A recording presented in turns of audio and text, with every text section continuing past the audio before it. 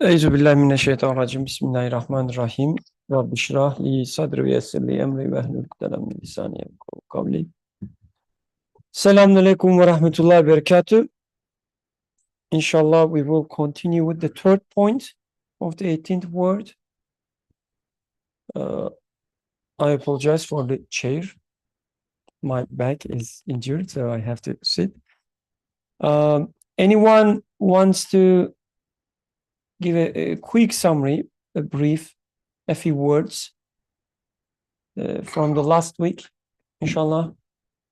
What remained with you, or at least what was the topic about, so that we can make a transition to the third point, inshallah.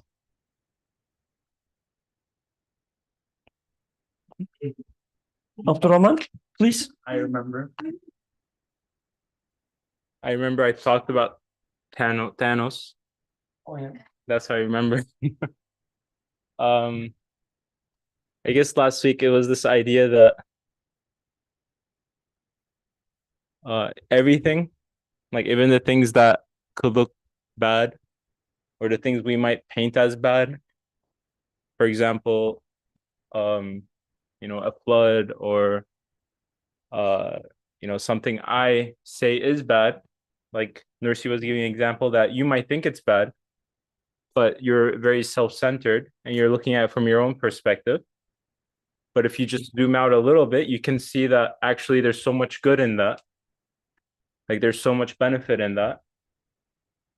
And then we went even a step further from my understanding. And actually, if you zoom out regarding everything, you see that everything, it can become good, or it has an aspect of it that can be good. If you read it correctly. This sounds so abstract right now, but how can I make it more concrete? I think I guess what stayed with me was a self-centered aspect of it. There's a bad way to be self-centered where I'm very egocentric and I think I own everything, I claim everything, everything has to be as I like it to be. But then there's a less self-centric point of view where, again, I exist and I feel and I have emotions and I experience things. I can't get rid of that. I am still me. But I see that what I want, the things that I desire, like they don't point to me, or like they have a purpose other than me. Like I see that me like achieving or getting a great job or doing something amazing, it might like fulfill my ego, or it might be good for my ego, and that's why I want it. But me not getting it then hurts my ego and I find pain in it. But actually that pain and that hurt is because I've attached my ego to it. But in fact, if I was able to not be that self-centric, then I could see the education and learning and the benefit I gained from not getting that job and what I learned from it and what it teaches me about my creator's sustenance and how I'm not the one providing for myself. Then I see that that's much more beautiful for me, and that's where beauty is for me. That's kind of Jazakallah khairan. With this nice opening, who wants to continue?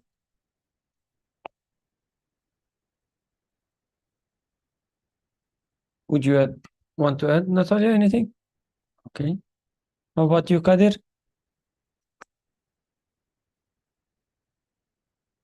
Zain, I see you taking a deep breath, hoping that I will not call your name. Would you like to add a few? Yeah. Oh, Kadir, please, go ahead, please. First Kadir and then Zarin, inshallah. Sorry, I missed the last discussion, so I won't say anything about the last discussion, but what I've just heard, I'll just ask a little bit of a question about Okay, it. Or thank like you. You can pass the I'm kidding. Go ahead. the self-centric thing is like, how do you deal with self-centrism with like when you're dealing with different people, or like should you do something for other people, or like you should look out for your own self-interest? So what should you do in that aspect? And yeah, that's kind of what I was thinking when I was hearing your comment. Jazakallah. Yeah, we can maybe open up this self-centric little bit for Qadir's sake. And Zehrin, inshallah.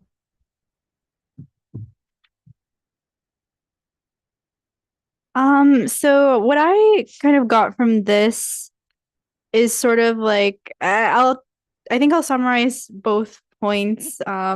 Just because I think in general what I'm getting is how to what happens when we attribute qualities to things other than the creator. So I feel like the first point was sort of these praiseworthy qualities that we talked about that we tend to either attribute to ourselves or to other things in creation.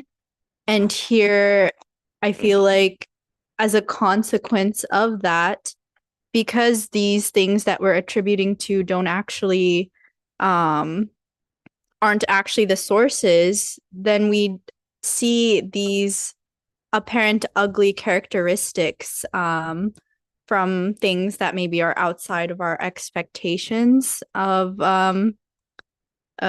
certain things. Like, for example, the example here is the thorns on the plants.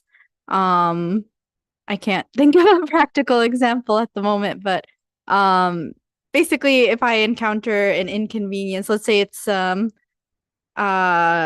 snowing a lot and it's causing a very big inconvenience to me because I need to get to work, but on the other hand it is a beautiful creation. So here I feel like due to our misattribute, like I think the point of the second point was talking about this verse that says that God creates in the best way. And so that has to mean that everything we encounter is created beautifully. And so anything sort of that gets misattributed, I feel like anything that gets misattributed can lead to us seeing like ugliness. So we can't get past sort of these veils that seem to be concealing the true beauty behind certain things and events. And so I think maybe the self-centeredness might be connected to how maybe we only see things as they relate to us. Like, does it benefit or harm us, but not, is it just beautifully created in general? Jazakallah. Please. So, during the retreat, Abdurrahman was drawing a picture. The world is so dark and whatnot. So let's think about it. If I were to say that, oh, life is beautiful, if I say, and then Abdurrahman will say, what is beautiful about life?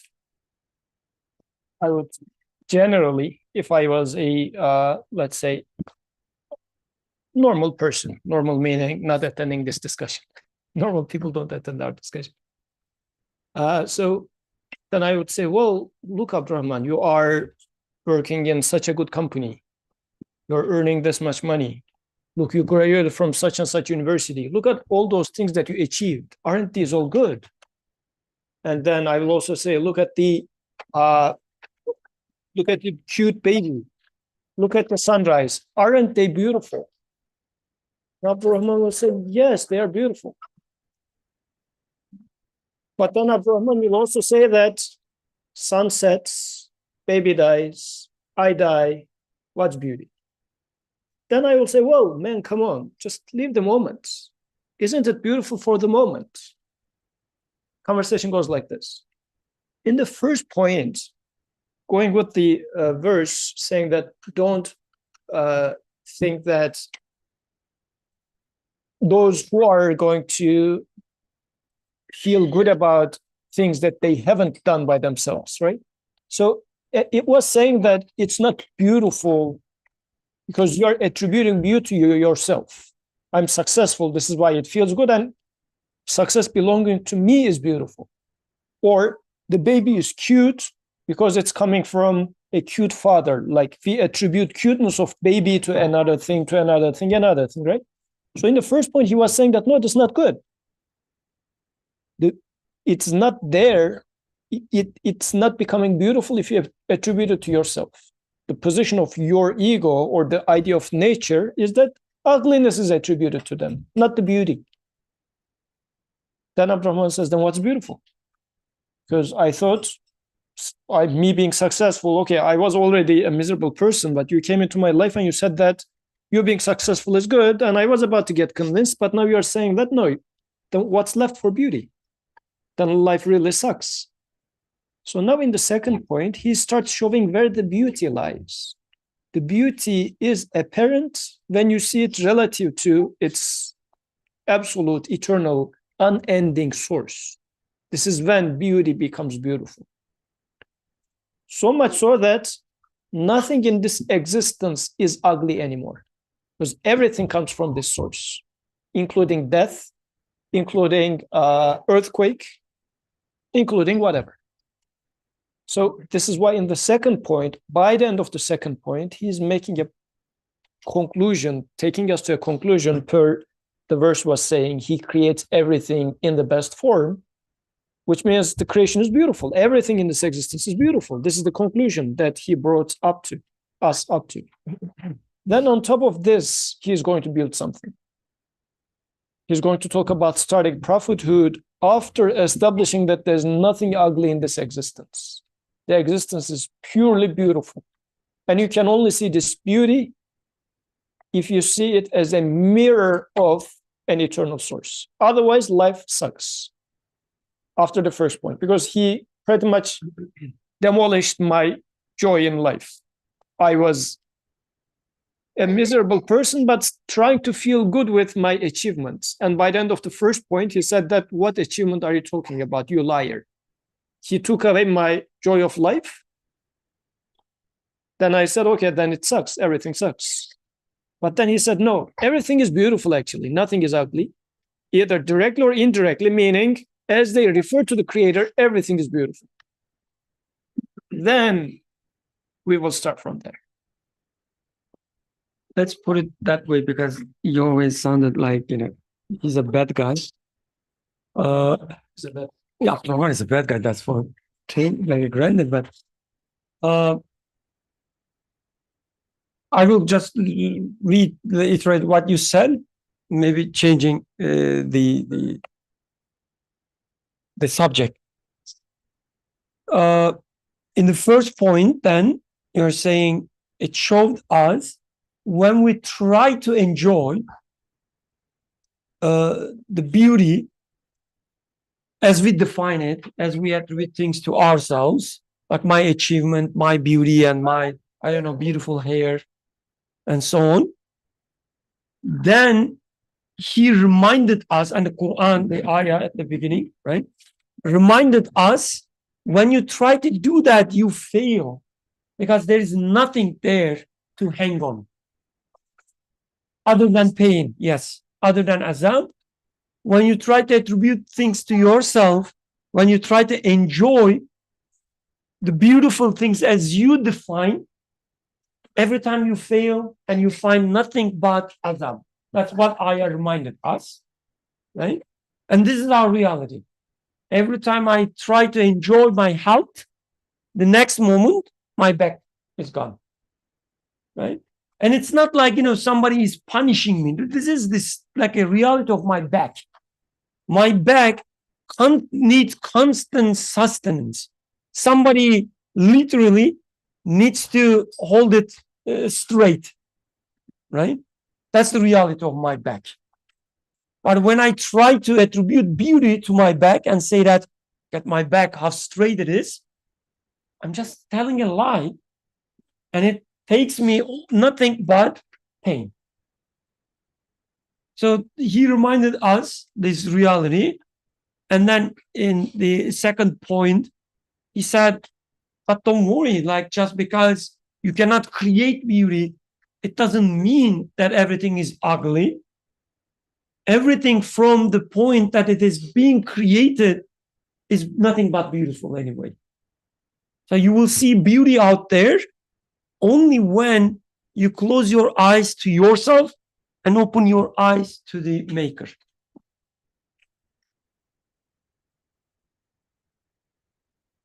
while who gave the example of it's being cold? You were saying, yeah. That moment, somehow I remembered. I was going out to the workplace. A colleague coming with me started complaining about the cold weather and so on. I was thinking about that, and then another thing came to my mind: the coldness, like how we define coldness. Coldness means, like from a, let's say, scientific perspective, right? As we explain things scientifically, it sounds as if we are stealing the beauty out of it. But when you think about it, something is cold when there is no movement of the atoms, right? As the atoms start moving, it's associated with heat. So it's as if like you are stepping outside and there's an order saying that everybody stop. And then just all the molecules just stops. It's like such a artistic, such a powerful manifestation of, the majesty, what is the word? The sovereignty. That's all mine. Like I'm creating everything. I say stop and everything stops. And I start feeling cold. Like when you think it from the perspective that it is being created, it's out of an order, not out of an order, from an order, a product of an order, it becomes so beautiful, really. Anyway. I have a question. I guess seeing things in that way, maybe how would that change maybe how we look at certain like prohibitions that we find? For example, I feel like a lot of the times we have certain prohibitions, like for example on alcohol and pork, and we say these are ugly things, these are bad for you because they are prohibited. But if everything is created in the best way, then these two are also part of that order. And I think there was an example in the second point too about something that we like might consider like ugly or shameful. Like it's still created in a beautiful way, but because we are in this order, that there are certain things that out of a certain wisdom and order, like we are following this command, but that doesn't mean like it's an ugly creation. Is that a good way of understanding like things that are prohibited, I guess? I think so. Like it's really like I don't know how Sahaba was acting when they see, let's say, a pig. I don't know about narrations, but my guess. Okay, forget about the guesses. It's just the speculations. My understanding is that yes, it is a beautiful creation. I mean, the way it's manifest, like the work operates, the body, how it gets hungry and then eats, and so on and so forth. The birth of the baby pig, whatever. It's so beautiful from the perspective that it's being created, just like myself. It is so beautiful. And it is prohibited, and that's the reason that I don't eat it. Even if somebody tells me that, oh, this pork is raised in a very clean environment, so hygienic, there's nothing wrong about it, and so on, it's the cleanest thing that you can find on this planet, I still wouldn't eat it, because it's not about the dirt or the health issues or whatever that I don't eat it. I don't eat it because it is prohibited. That's the only thing. And this itself has its own beauty. The fact that it's something is prohibited, illicit, and I'm expected to follow this, obey this, this itself, it's a beautiful creation. Like it's really interesting. There are studies showing when kids develop, if they follow certain orders, doesn't matter if the order is arbitrary or not, right? Of course, I'm not talking about the extremes, just as a part of the daily life. If they have some boundaries, they develop in a better way. Let's say their cognitive skills and so on develop better, right? So within this order, the creation, there's an order showing me that just following the orders, just knowing your boundary itself, it is created in a beautiful way. So yeah, otherwise, like telling that the alcohol is ugly or smells bad, that's the reason we don't drink. It's like shooting yourself from the foot, because maybe some of them doesn't smell that bad. I don't know. Cockroach? Intestines or Oh, yeah. There are some ugly things that are halal, that you can consume them.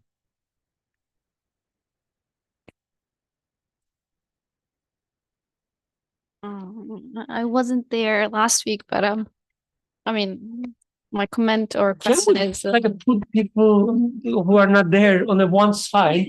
no gender segregation. Oh, okay. I'm just thinking about why we are supposed to see everything like as beauty, because I thought, for example, let's like this is a more an abstract thing. Let's say you see an injustice happening, you see like a war or something, and then we as like believers or Muslims or whatever, we're supposed to dislike such thing. Like I understand that the feeling towards it is something beautiful that is created, and like we're supposed to dislike such thing, because our creator also dislikes it.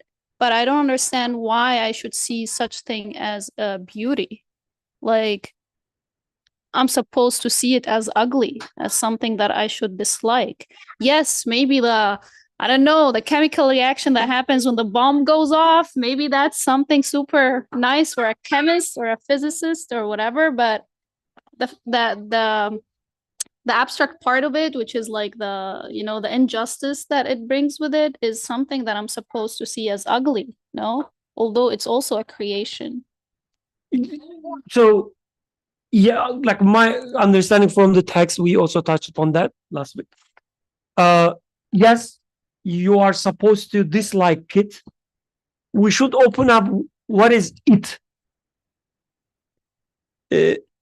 So for instance, if I claim that I'm the owner of this laptop, which is a lie, right?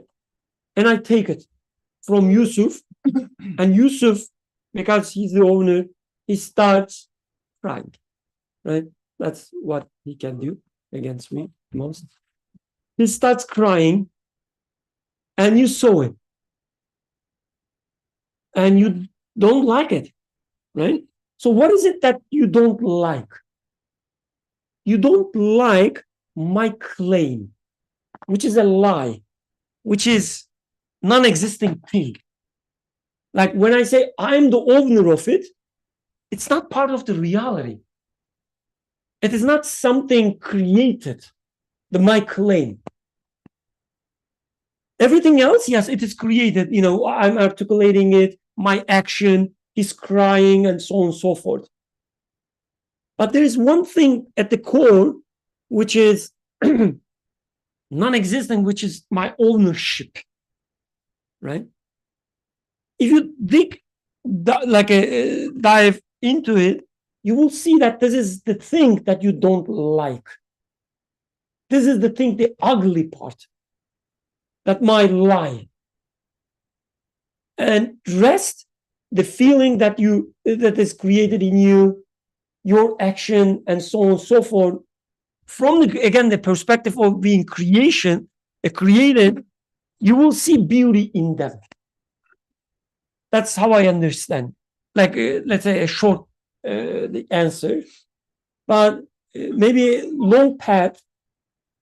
Yes, you will see it as ugly, and you should see it as ugly,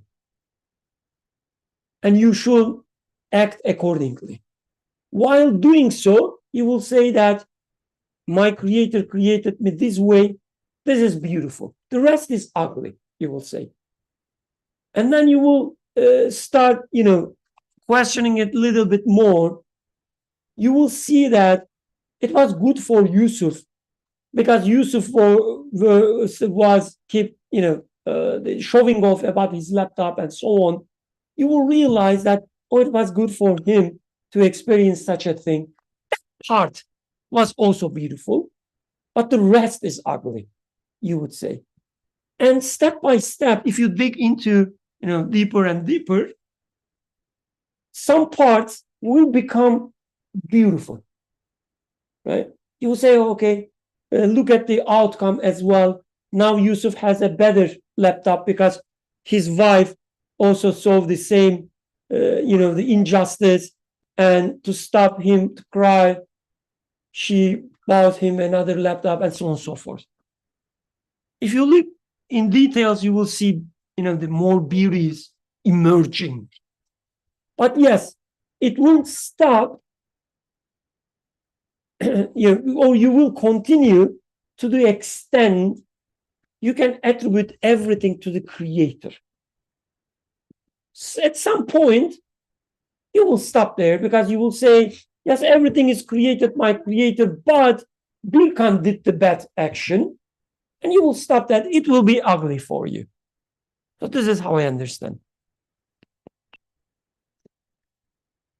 So, like the terminology that was used, and I think it summarizes the text well. We studied it in depth, but the author started by saying, with the verse, "Ahsana kulla shay'in khalaqa." This was the verse. So he created everything in the best form, which should mean that anything that which is created is in the best form, is beautiful. So the question is, there is beauty then in those injustices or certain acts that I don't like, and they are, an innocent child being killed. What is good about this? What is beautiful about this? What is ahsan?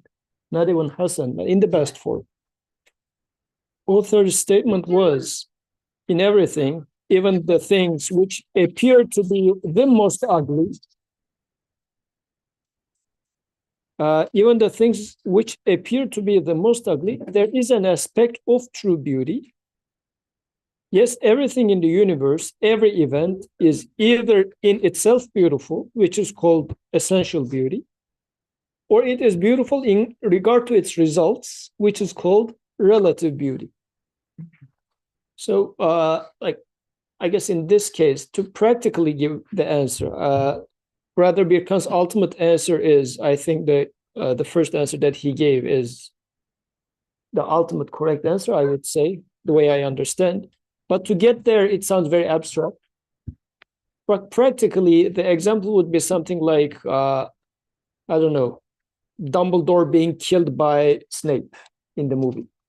The guy got killed. I'm sure half of the people don't. They don't know about it? No?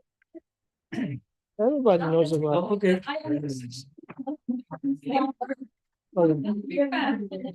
So, was it in the fourth movie, fifth movie? I don't remember.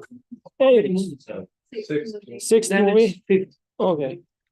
So, anyways, in that movie, it is happening, and then you start feeling grudge against Snape because he did a terrible thing. He killed the guy, the innocent, the one and only good guy, almost one and only good guy in the movie, or useful guy. So, but eventually you realize that actually it was done for a purpose and whatnot. But of course, this is a not perfect example. But from the point of view of a wise author who has written this movie, once you start looking at it from there, but of course you don't see it right away, then you realize that, oh, actually it was done so that this and this and that was supposed to be revealed. Or my students, let's say, they say, oh, this guy is asking that type of question, this type of question, making us go through a miserable life and whatnot.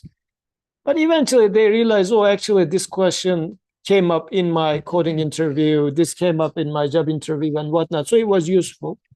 So as I start looking at it, as it refers to its creator, like what does a child, innocent child being killed tell me about my maker? That aspect of it.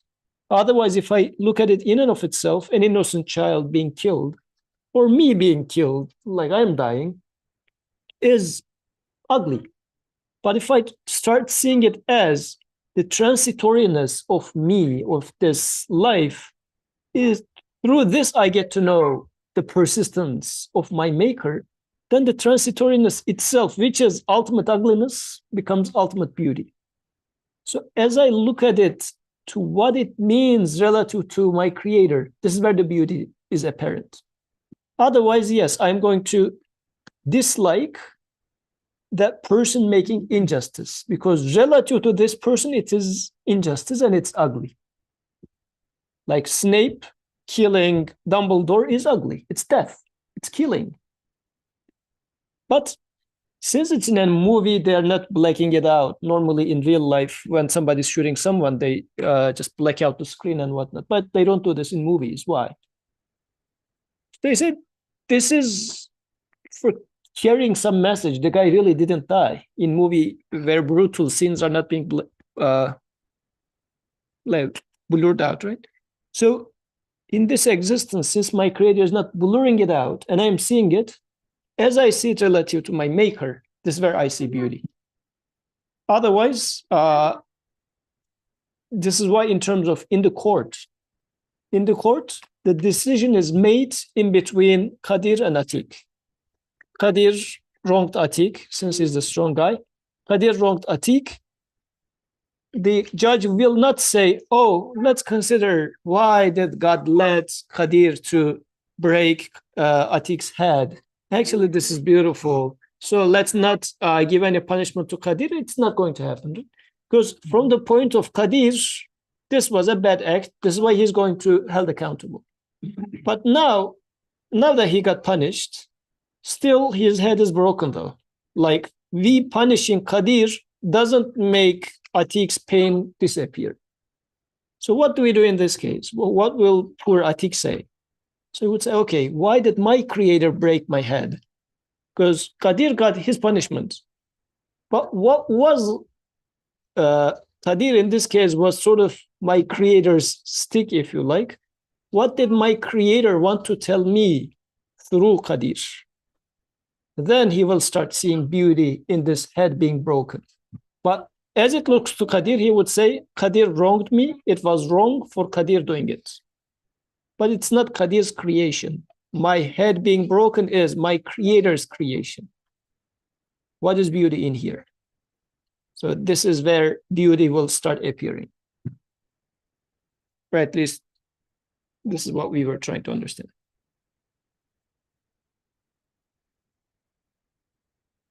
If there are no other comments, questions, we can start with the third point, inshallah. This will be an interpretation of ayah Bismillahirrahmanirrahim. In kuntum tuhibbuna Allah fattabi'uni yuhbibkumullah. If you love Allah, then follow me, like following in the sense, just follow my instructions. Then Allah will love you. Yeah. And who wants to read the third point? Where is the second microphone? But would you like to read it then? That was very easy. Bismillahirrahmanirrahim. Third point. If you do love God, follow me, God will love you. Since in the universe there is observedly beauty of art, and this is certain, it necessitates with a certainty as definite as actually witnessing it, the messengership of Muhammad, peace be upon him. For the beauty of art and finely ornamented forms of these beautiful creatures show that their fashioner possesses a significant will to make beautiful and powerful desire to adorn. And this will and desire show that the maker possesses an elevated love and sacred inclination towards the perfections of the art he displays in his creatures. And this love and inclination require to be turned towards a concentrated on man, the most enlightened and perfect individual among beings. And man is the conscious fruit of the tree of creation.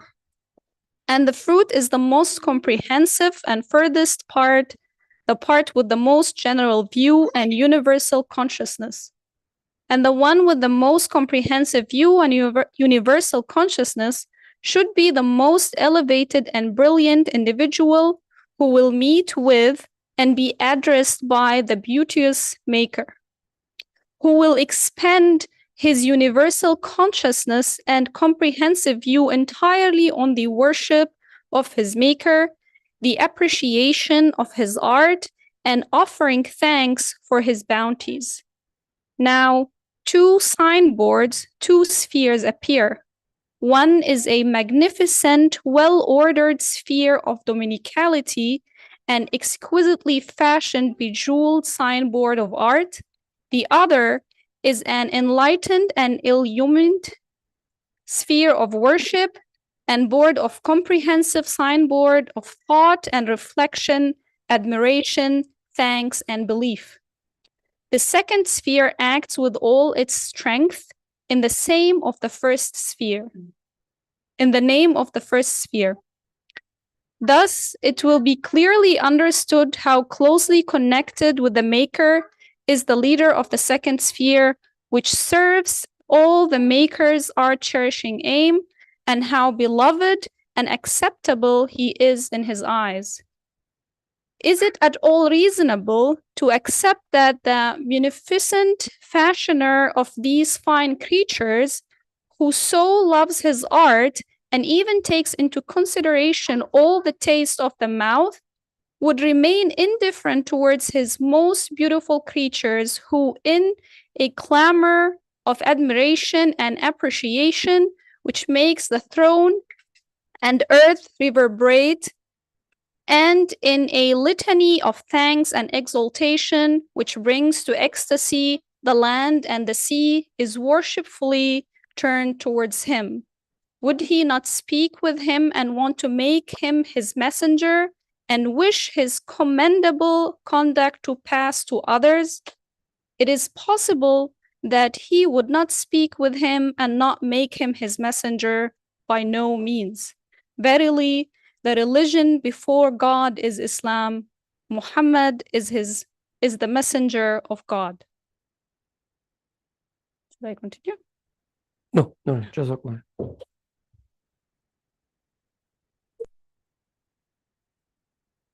So let's remember we are studying the prophethood, messengerhood. And of course, the messengership of prophethood has different aspects, right? And here we are studying one of them.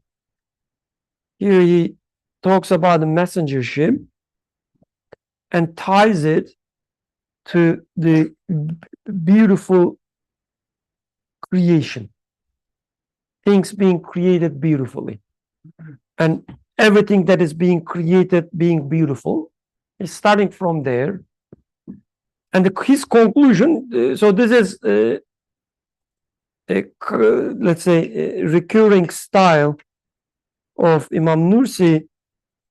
He usually starts with the conclusion at the beginning, his final, the statement, and then explains it. Here, his, the final statement is that since there is beauty of art in the creation, then Muhammad والسلام, must be the prophet. So that's the final statement, and then now he starts explaining it. Where he come up with such an idea? And this is the interpretation of, again, if you do love God, follow me, God will love you. My understanding, he reads this ayah and ties this loving God to the beauty in the creation, how we love the beauty in the creation when we look at it from the creator's perspective, and so on, and then understand the rest. This is how I understood. But let's see what text says. Any initial comments, questions?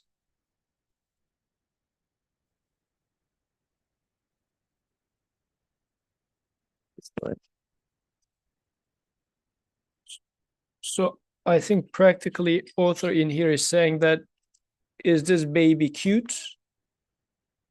And if you say yes, says then Muhammad والسلام, is the messenger of God. Right, he is making such a statement here. Since in the universe there is observable beauty of arts, and this is certain, it necessitates with a certainty as definite as actually witnessing it, the messengership of Muhammad والسلام. You can be as sure, is what he is saying.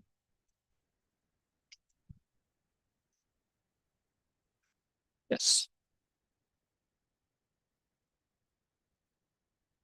I think it'd be helpful. I mean, I have a question. It'd be helpful if you understand why we studied the first 2 points and now we're jumping into Prophet Muhammad والسلام. I couldn't make the connection.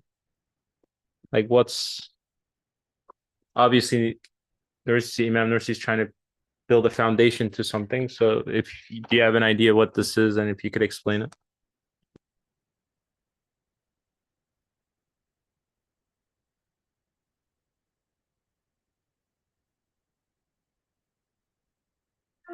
The question was to you or in general?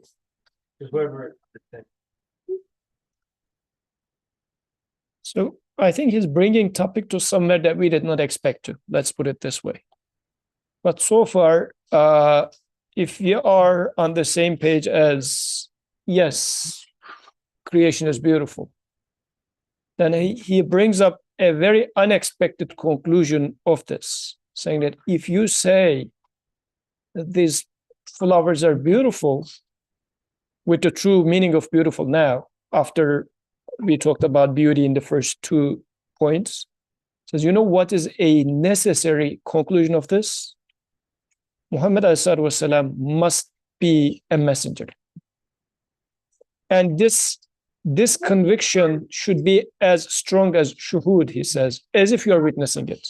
I mean, you can bear witness to the fact that by looking at the flower, Muhammad والسلام, must be messenger of God. How? He made the argument in here in length, but this is, if you like, at first stand, it sounds very bizarre of a conclusion, or it's a huge jump. This is why I just want to utter it practically this what practically he is doing in the first paragraph, but this is what he's saying. If that's beautiful, then yeah, Muhammad والسلام, is messenger of God. Which, I mean, if we can get convinced of this after this text, which could also mean that whenever you see a flower and you say, MashaAllah, praise your creator for the flower, this is a praise of the creator, so it's a worship. Right away, you can also say, Muhammadur Rasulullah, I bear witness that Muhammad والسلام, is messenger as well. Like that sort of a relationship, which means prophethood of Prophet والسلام, would then be so central of my life. It must be. This is what it means. Seeing a beautiful, cute baby or a flower would remind you of prophethood of messenger. if prophethood is not that central in my life, then it's a good time to question, oh, really? I mean, what do you mean by that? So just to make some excitement. No conclusion yet, but this is where the text is trying to take us to.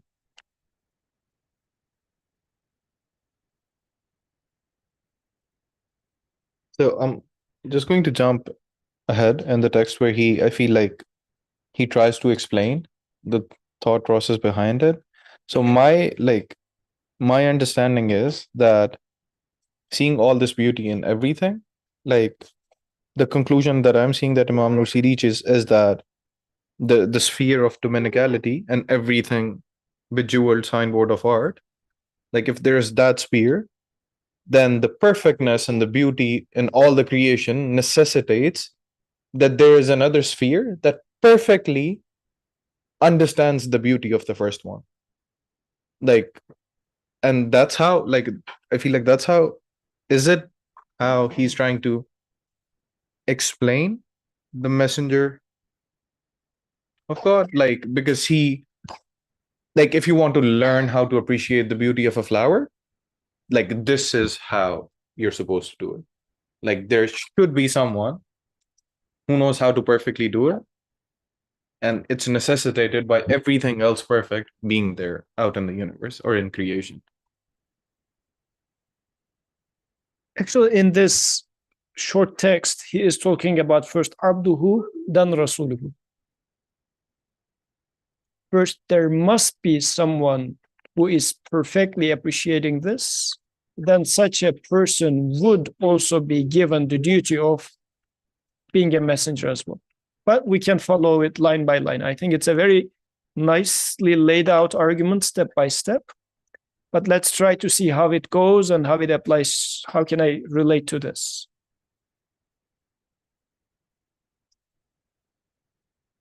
I just separated it into lines. Oh, you want me to read? It's the same text. Whatever you want. It's just Okay. Since in the universe there is observably beauty of art, and this is certain. So this is certain part, like the first part. Since in the universe there is observed the beauty of art, and this is certain. I think what he means with that is not saying that just because you see a beauty somewhere, then the Muhammad والسلام, must be messenger. But since the universe is a beautiful creation, and this is very certain, like wherever you look, you will see the beauty. There's no exception, and so on and so forth. That's the first sentence. It necessitates with a certainty as definite as actual witnessing it, the messengership of Muhammad alayhi salatu wassalam. For the beauty of art and fine ornamented forms of these beautiful creatures show that their fashioner possesses a significant will to make beautiful and powerful desire to adorn. Let me read the second one as well, and then we can talk about that. And this will and desire show that the maker possesses an elevated love and sacred inclination towards the perfections of the art he displays in his creatures. So my 2 cents is that when you look at the creation, and when you realize that everything is being created, and you realize that everything is created in a very beautiful way, you understand that whoever is making this, like whoever is creating this beautiful child, there is a love towards this creation. Like, just as an example, right? Don't take it to the extreme and try to imagine a creator doing something lovingly. But when you see a beautiful product, like an artwork, for instance, being made with all these details, like wherever you, like from whatever perspective you look at the artwork, you see nothing but art, the beauty. You say the maker, the artist, must be loving what he or she does, right? This is our understanding. So in the same way, he said, when you look at the creation, you see this beauty. It means you also you also see this love manifesting. This is what I understand. You want to say something? I mean, what you said, I mean, I don't know if it sounds awkward to people like the example, but what was the verse saying? The verse was saying that if you love God, follow me so that God will love you. I mean, the verse is talking about God loving me, actually. But what does that even mean? Like when we talk about it as an artist making some artwork so that, oh, like she painted, like she has written this text, it looks like she really lovingly did this job. She enjoyed as she was doing it. When we talk about it relative to another human being, it feels like, I mean, artist is a human being, another human being. So yes, it's probably true. But when it comes to the creator doing some art, and if I say, yeah, the creator must have enjoyed what he was doing, must have loved what he was doing, it sounds a little awkward, right? But what does the verse say here? The verse says, if you love God, follow me so that God will love you. The verse is also saying that God will love you. What do we understand from that, right? So this is why in this case, as we have been discussing for the past couple of weeks, my creator is talking to me in a way that I can relate to. In my level, I am in need of being loved. And that's what matters for me and my creator. From my end, I can say that as it relates to me, that the maker is loving me, or whatever he does, it looks like he is loving these beautiful flowers as well.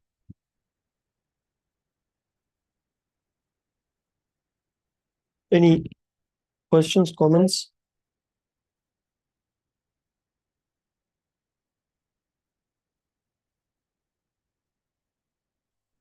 And this love and inclination requires to be turned towards and concentrating on man, the most enlightened and perfect individual among beings. And man is the conscious fruit of the tree of creation, and the fruit is the most comprehensive and the furthest part, the part with the most general view and universal consciousness. So there are all these details there. We cannot touch upon everything there. But again, my quick understanding is that you look at the artwork, you see the beauty, you see how the maker is loving, right? This art, what it creates, and you see the human being, which is the most elevated artwork in the creation, right? The most beautiful artwork in the creation, and you see the love, let's say, in the clearest form there. That's what I understand. Okay?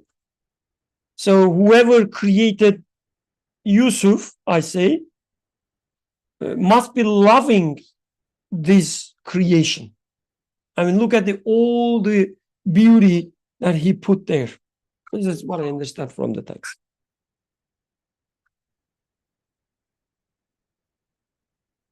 Any questions, comments so far? And so he explains the human being being the most elevated artwork through things like man being the conscious fruit, right? And then having a most comprehensive and universal view. You can understand it as when we look at the creation, we can see all these different aspects. For a bee, for instance, all they see is the ingredients of the honey.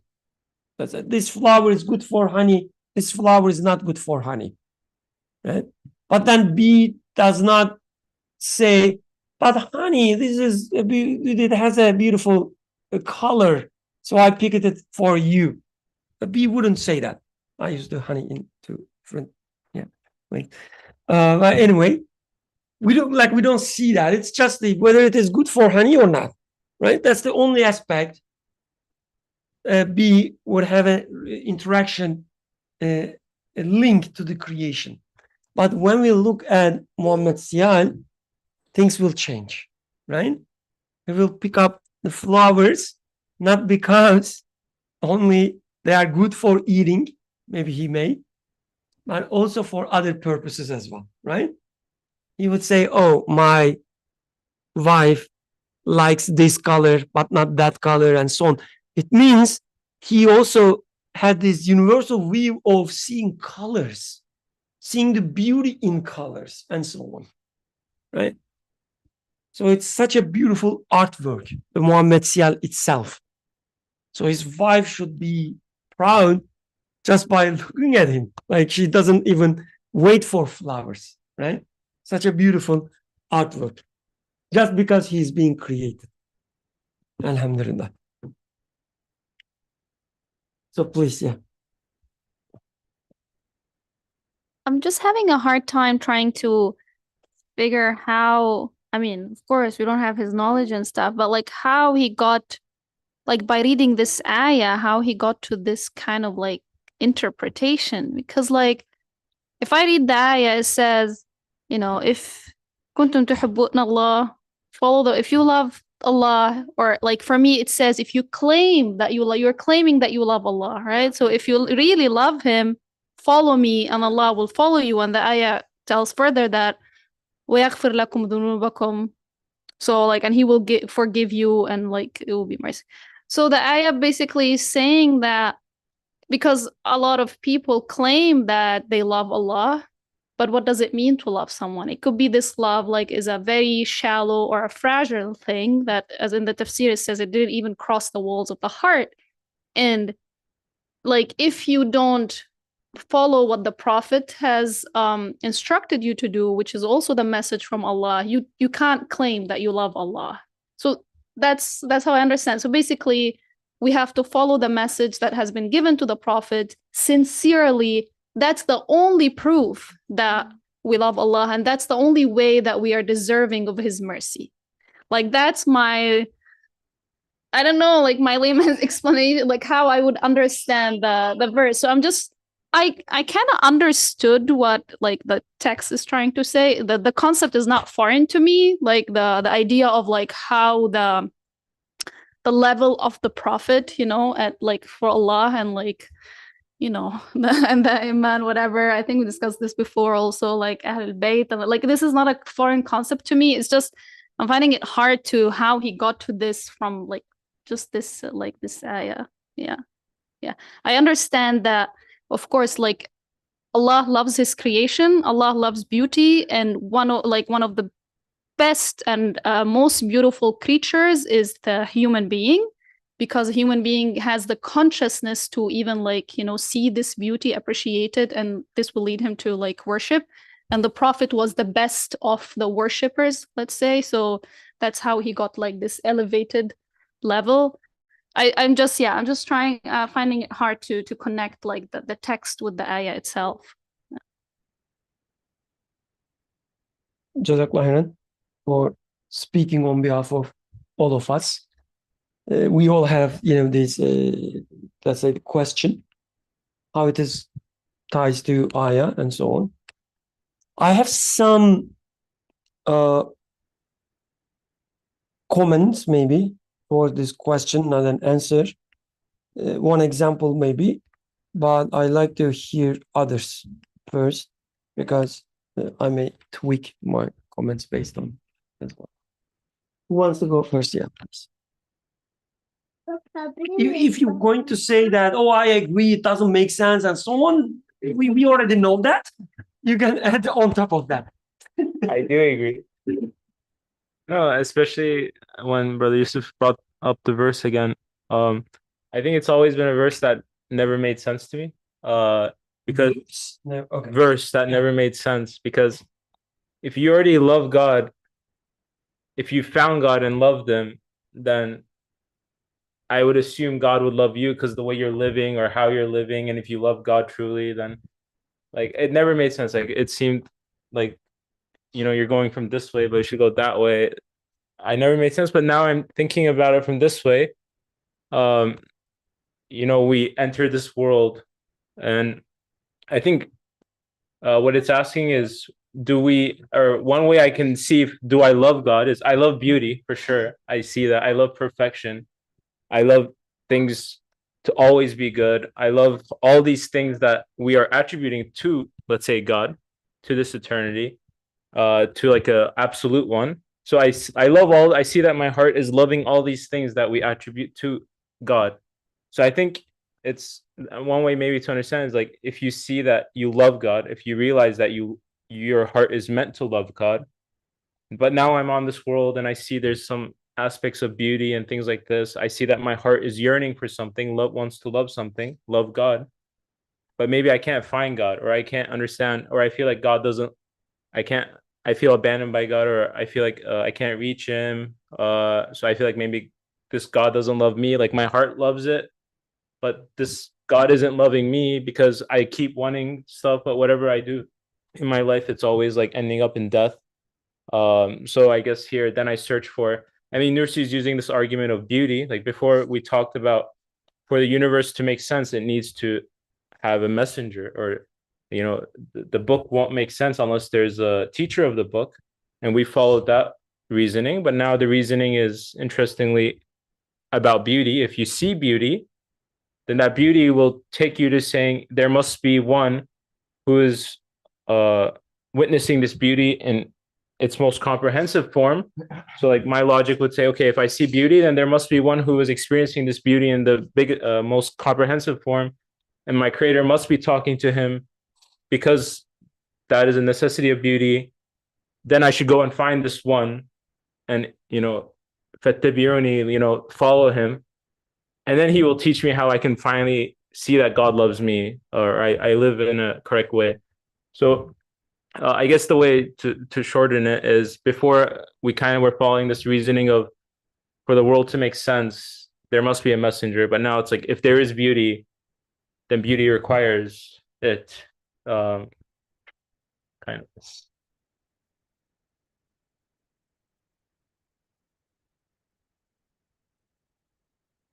Would you like to say something? The point that he mentions about having two spheres, the verse is alluding to these two spheres. Like, in kuntum tuhibbun Allah, this is an act from you towards the Creator. Yuhibbukum Allah is now the other side, like Creator's response to you. So, and it looks like the text is really trying to go from both ends in essence. I'm not sure if this is the proper way to depict it, but at the center of it then represents fattabi'uni part, at the very center of it. So if you love God, how did he bring up this topic? If there's beauty, what do you mean? Oh, the flower is beautiful. What is flower? Is there an independent flower there? Or it's a manifestation of God's beauty? Like, if you love it, you cannot love the flower if there's no God. If there's no creator, flower is going to remind you of your death. You will hate the one who makes this because it's dying. It's reminding you of your death. The beauty of the flower will remind you of this flower is going to get bad within a few days. Its beauty is going to be a reminder of how you will get old, how you will die. This is why at a certain point of my life, probably I was going through some depression or something, I don't exactly sure. But whenever I see newborn babies, I was feeling so sorry for them. Like, you would say, a cute baby, why does a cute baby make you so depressed? But it was, I was saying that, oh, this baby is going to go through so many hardships in life. I am sorry for this kid. It was not reminding me good feelings. It was reminding me of, I was feeling despair for the child. Because at this moment, I do not see how the Creator is manifesting His mercy there. So you cannot love this flower if there's no God. So that's why in kuntum tuhibbuna Allah means you can only love something as you see the Creator in there. Otherwise, it's not lovable. This is where the beauty lies, because human loves beauty. This is why there's a relationship between beauty and love. So this is why he started with beauty in the previous one. And now, if you say, I love something, then he's taking it from us to saying that its maker made it so that you love it, actually, so that you appreciate it. It was made. You were meant to love it in the name of him. This is a desired outcome, actually. You should really love it. Like, this art is written, but it's not hidden. It's being displayed to you guys. Why? The artist wants to be appreciated, apparently. Like, the artist loved it, and you can enjoy making some artwork, fine. But if you're also displaying it to others, what does this mean? You also love it, enjoy it. This is what I would like you to do. Like, for instance, if we were to make a perfect banquet and invite many people, which one would you enjoy? The guy who comes and messes up the whole banquet, or somebody who carefully and with respect eats the food and then says, oh, delicious, mamma mia, however they say it. So the way that you're inviting the person, the fact that you paid so much attention testifies that you expect to be appreciated. Again, we are reading from our end, right? So if this beauty is being manifested, as I see, and it's beautiful, and it looks like its maker is expecting this appreciation, and I can sense that I can appreciate it, then he says, look at yourself as well, how beautiful you are made. You can appreciate beauty, and you yourself is the best of this artwork in this existence. You start seeing those levels of different shades of beauty in the existence out there. Now look at humanity and think about the one who can appreciate this even more than yourself. Isn't this being the most beautiful and most loving, worthy being in this existence? This is where now two endpoints are merging. Being loved, loving and being loved. There is somebody who is loving the most, a prophet, and he is worthy to be loved the most as well, because he loves so beautifully. Like, purpose of human was to love the creation in the name of its maker and appreciate. And you see in yourself this potentiality, right? And now you say that there must be someone who would properly love it, because I know that sometimes I love in the name of things themselves and I mess it up. But you said that from among humanity, it looks like there must exist someone who is going to love in a humanly way, like truly humanly way. And that person would be loved by that one the most as well, because he is doing the job perfectly. This is where now the two ends merged. Tuhibbuna Allah and yuhibbukum Allah merged. What is the focal point? A perfect human being. And then says, if you would like to be loved, be like him, then you will be loved at most level. So at this moment, the conclusion is then being that if you see an artwork and you say that, well, it's very beautiful, very nicely written, but probably there is somebody who is going to appreciate it better than I do. Otherwise, it wouldn't be.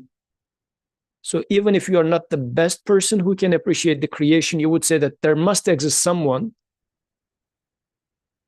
who really appreciates the art in this existence to its utmost level. And there he takes the conversation from there and say that then the maker will talk to this conscious being, because that person is really a person worthy to be taken serious, because he is really fulfilling the purpose of this existence. And he will not only talk to him, but also will make him an example to you as well. So this is why any beauty you see in this existence can only be beautiful if the entire existence is beautiful. This is why there cannot exist beauty in isolation in this existence. Flower is either beautiful or it's totally ugly. If there exists God, flower is beautiful. That's why, per end of second point, nothing but beauty exists in this existence. Since this is the case, Muhammad والسلام, must be the messenger of God. So going back to Sarah's question, maybe more practical aspects. So there's this ayah, and there's this initial tafsir that we all kind of aware, but author seemingly talking about some other stuff. Right? Why? So my understanding is that the tafsir of Quran changes based on the needs of the audience. Like if Mufassir is a good scholar, he would think what audience need, right? And then, because like when you read an ayah, you can take it from many different aspects. Which one you would, share with people or to yourself, right?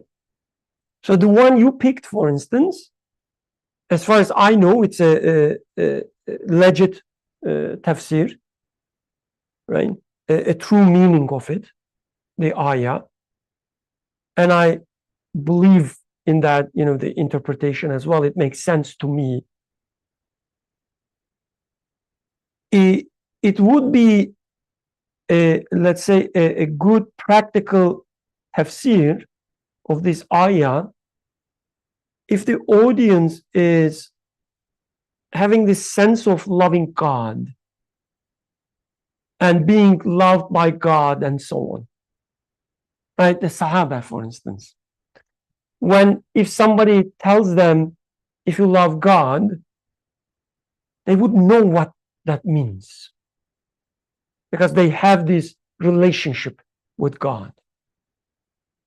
Or if somebody tells, let's say, Zareen, if you love God, if you claim that you love God, it would make sense to her as well. So it's a good tafsir that she can connect with. When I, let's say, try to explain this ayah to my daughter, right? Where should I start from? Because the idea of Allah is not there.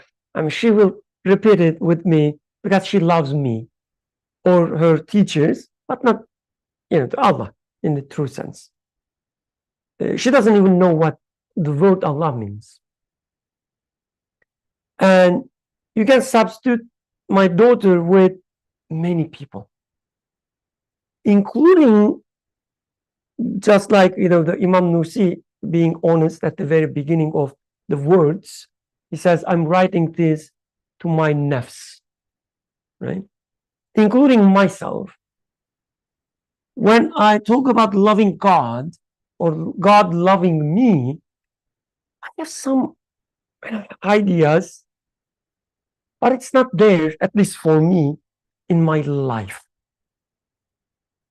Love of God doesn't clicking something in my life. And this author, Imam Nusi, is saying that, yes, this is the true interpretation of the ayah. But I have my audience, says, the people who doesn't have Allah in their life anymore. right? So I should explain this ayah in a way that even they can understand. So if you go, start walking on the street and pick someone and say that if you love God, they'll say, what are you talking about? If you go and tell Abdurrahman while he's looking for a job, if you love God, he would tell you, what are you talking about? I'm loving my job, man, right? And then if you tell the same thing to Yusuf, if you love God, Yusuf will say, what are you talking about? There's nothing in this life to be loved, right? So this is the audience. Hence, my understanding, hence, author explaining the same ayah, but first making the connection with the reality life. Let's build this up, says. Let's feel these concepts. For us, they are empty, he says. For some other people, it wasn't. The concepts, the love of God and so on, they were not empty. So such an interpretation for beneficial for them, they used it.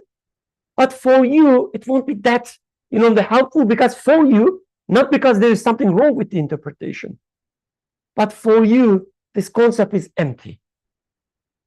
It says, let's feel up what it means first, loving God, or God loving you. Hence, he's talking about these two spheres and so on and so forth. Hence, he's starting from what it really means to love God.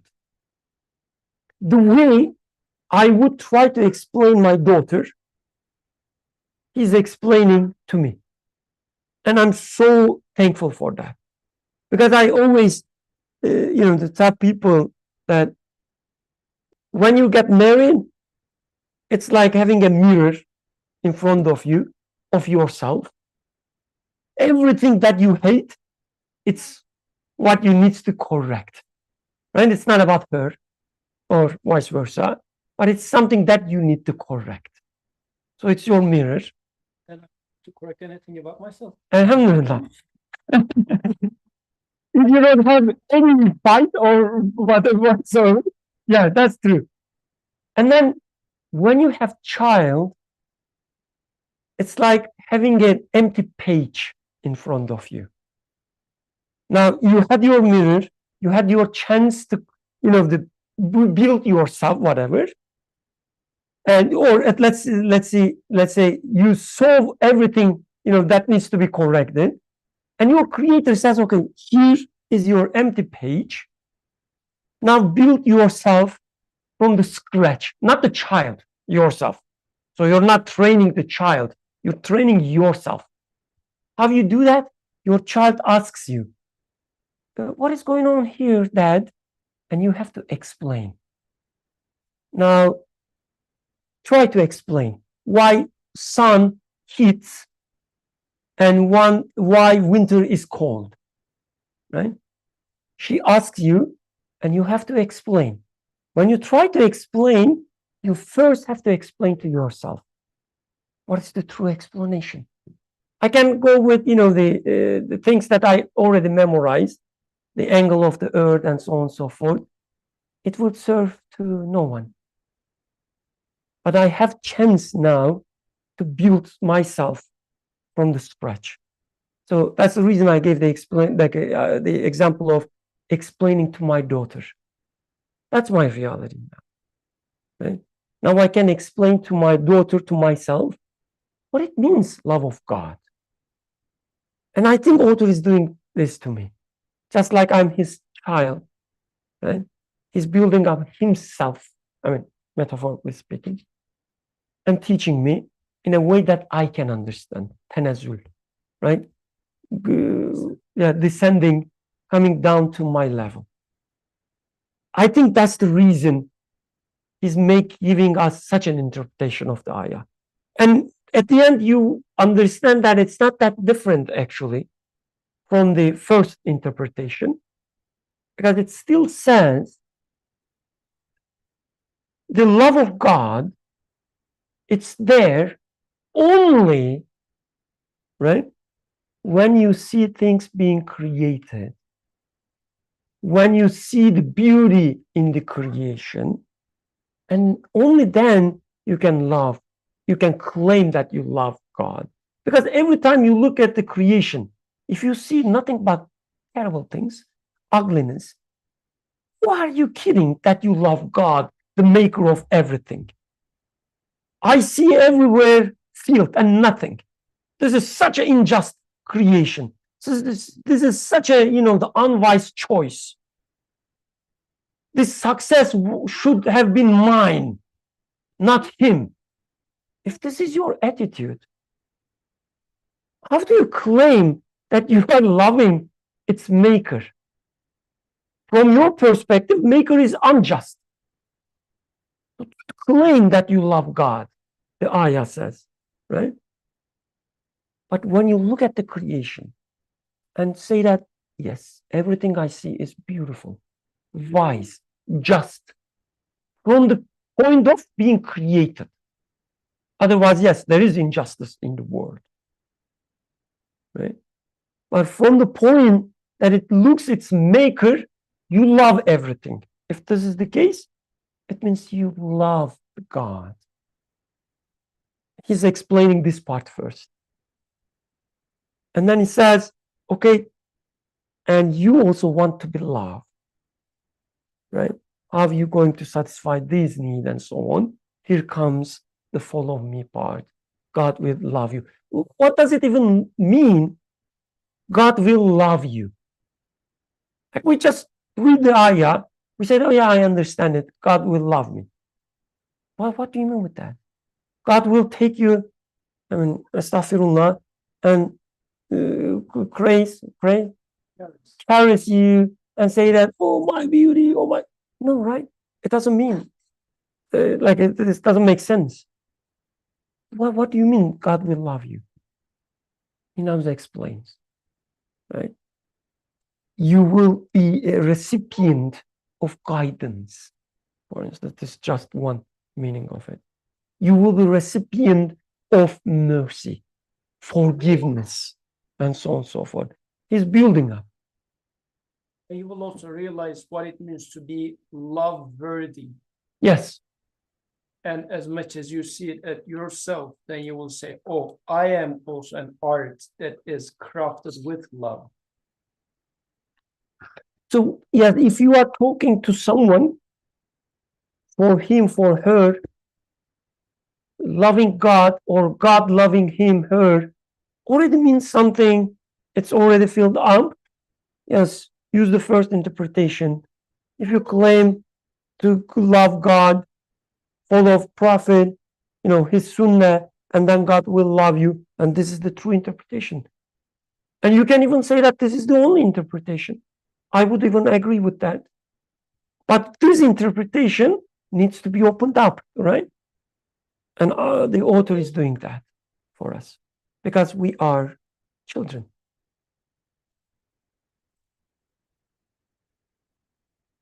Any questions, comments on that?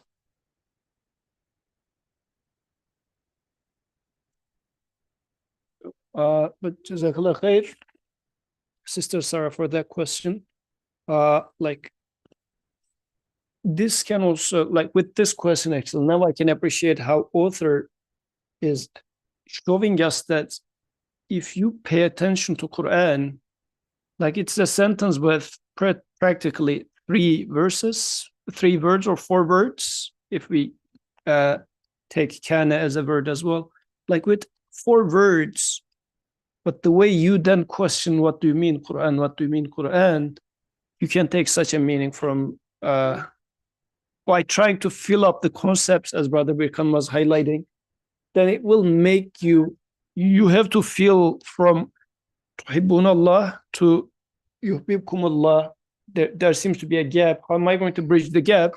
So then it's really going to fill up the gap as such. So it's then Quran how are you going to translate this verse with a single sentence is my question. Because we just read a single sentence as its translation. Is this what this verse means? Yeah, I mean, it's a translation, fine. But its meaning is as profound as taking you from a flower to Prophet Muhammad والسلام, must be a messenger, and bringing it into your life so centrally. And which also means that Prophet being brought into your life means experiencing love of your creator. Again, what that means is a question that Brother Bikram brought up to our attention. But remembering Prophet means my creator would love me, or through this I will understand that. And to appreciate the importance of this, just remember, practically speaking now, when you tweet something, you love getting thumbs up. Or when you wear a new cloth, you love when somebody says, oh, I think it's a nice scarf or something like this, right? Like human has this tendency to be appreciated. It is so central for your existence. And now he is saying that this is where you will find it. Did you say scarf? Was it not scarf? No, I was asking. It may explain the sister in the email. Internal. Sorry. Okay, let's stop here. Next week, inshallah, let's continue from these two spheres. Because we haven't touched upon the prophethood yet, and this is our main topic. We got lost in love, which shows something about us. But next week, inshallah, let's concentrate on the spheres, two spheres. The sphere of the abdness and the worship and the rububiyyah. And then we can continue from there, inshallah. Qadir, do you have any final remarks? No? Okay. Jazakallah. سبحانك لا علم لنا إلا ما علمتنا إنك أنت العليم الحكيم وآخر دعوانا أن الحمد لله رب العالمين الفاتحة